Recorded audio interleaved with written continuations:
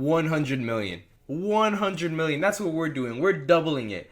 Right now, Tottenham have been inquiring for Fulham, Balogun. Arsenal, want to sell him. It's very definitive that he will probably 90% chance him leaving Arsenal. It's just that Arsenal right now value him at 50 million. Obviously, when United are buying a striker that has only scored 9 goals last season for around 70, 80 million, you think the guy who scored over 20 goals and was in a golden boot race with the likes of Mbappe, Neymar, and Messi, would be worth at least 50, 60 million. But, they've been getting lowballed by teams that if they had Balogun and Arsenal wanted them, then obviously they would be saying, give me 70, 80 million. But Arsenal are asking for 50, and they're going to stand their ground for 50, and I really want them to not sell him for anything less than 50 million, because these other teams, the Monacos, the Inters, West Ham, Tottenham, if they were in our position right now, they would be asking for 180 million, around that price range. So I hope we keep the same energy and just stay on 50 million. This is a striker that has proven that he can go to League One and score over 20 goals, who was a very essential part over there in the project in France that he was at. But Tottenham have made an inquiry, and we all know that Arsenal and Tottenham have a rivalry. Let's not, say that it's been much of a rivalry last season. Arsenal picked up all 6 points. Tottenham's kind of falling out of the big six because Villa and Newcastle and Brighton all are better at the moment. Sorry to break it to you. You just lost your best player. But I always ask myself, what would Tottenham have done if Arsenal inquired about Harry Kane, a fan of Arsenal when he was a boy? But what would they have wanted? They sold him for around 100 million to Bayern. What would Arsenal, obviously there's the English tax, and then there's the tax of the North London derby. So I'm thinking they would ask for 160, 170 from Arsenal, around that type of fee. So I'm thinking right now, if Tottenham want him, 100 million, double it, 100 million. Because we're going to be seeing this lad twice a year on our rivals, right? It's a derby every time. It's a battle each time. Not lately, but we know historically it's been something to watch. And, Tottenham want our striker that came out of our ranks. He's done well on loan. Many teams want him. But if Tottenham seriously want him, after you got 100 million for Kane, mate, 100 million, send it over. Come on. You would have done the same thing if you were in our position. And this is why we don't make business. Daniel Levy must be on something crazy, because if he thinks that Arsenal are going to go out here and not ask for 60, 70 million for Balogun, because Tottenham's asking, Daniel Levy, I know you like to be the center of attention when it comes to negotiations. My man was trying to play mind games with Bayern, like the lads were like, mate, he wants us. It's 100 million, take it or leave it. He wanted to make it 150 for some reason. He was over here, canceling meetings, thinking he was all that. He knew it was the last time he was in the spotlight, but then Bayern get over the line. Bayern are probably going to compete in the Champions League, while Tottenham are going to be competing in the Carabao Cup. They're going to be looking forward to that, while Bayern is probably going to win the league again, and they're going to be in the Champions League fighting to win it.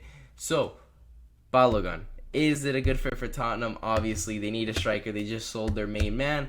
Arsenal, I wanted Balogun to stay. Obviously, there's no room. They love Eddie Nketiah more. I would sell Nketiah to Tottenham for 50 million.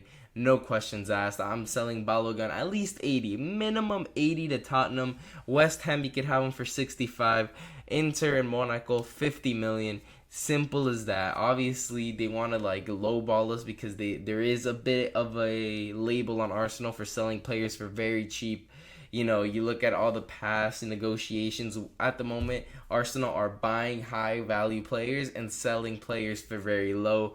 Granted, Xhaka is one, he gets sold for not more than 20 million, and they bought him for over 30. So that's the type of negotiation, that's one of their better business, as a late Pepe contract is probably going to get torn apart. Record fee at 1.72 million, and his contract is about to be ripped up and he's going to leave for free. That just shows the business that they've been doing. But here you have you can sell Balogun for a very nice fee. And then you also have Nuno Tavares, who's probably going to get sold to Nottingham for 10, 15 million, or how much we could squeeze out of him. And then, right here, it's a joke. It's a joke if he gets sold for anything less than 60 million to Tottenham. It's a bit of a disgrace, if anything, that they are really asking for Balogun. In my opinion, I personally wouldn't want to sell to them because I know they wouldn't sell to us. But I really do want the peas. You know, we could sell him for 70 million. Could we go out there and get ourselves, you know, a cheeky little fullback and center mid, or maybe a striker? You know, obviously we have Balogun with Gabriel Jesus injured, but Balogun's not gonna be out for too long. I mean, Gabriel Jesus isn't gonna be out for too long, and obviously he's gonna be the starting striker. Eddie Nketiah is backup. It'll be interesting to see, but in my opinion, 80 million is the least I sell to Tottenham. Daniel Levy, I know you want to be center of attention with negotiation, but it's not going to work with Edu because he's been cooking, man. And I seen, you know, with this money, we could potentially go for Joao Cancelo. Personally, I do not want him. I feel like Pep Guardiola kind of let him go because there's baggage on him. And I personally let him go to Barca because Barca will fall apart if they have Balde and Joao Cancelo on the fullbacks, because there's going to be two attacking fullbacks that don't really drop down to defend all that, you know, intense like other fullbacks. You know, you'd rather have, in my opinion, Barca would rather have Tomiyasu at right back than Cancelo if you're smart. But we all know Xavi isn't, you know, the best manager. You know, obviously with this reputation at Barca, and he's a fan favorite, he's gotten a lot more time than others would have. If you put his career with the name of Ronald Koeman instead, my man would have been sacked a couple years ago. But obviously Xavi is Xavi, and he's done a lot for Barca as a player, so he's getting more opportunities. It is what it is. But anyways, leave a comment down below what you think Arsenal should do with Balogun and the interest from Tottenham. Personally, 80 million, and you know, you could have him, whatever. He could score against us in the North London derby, but we're gonna get 80 million, and we're gonna get a lad who's gonna stop him. But anyways, make sure to like and subscribe for more videos, and thank you guys for watching.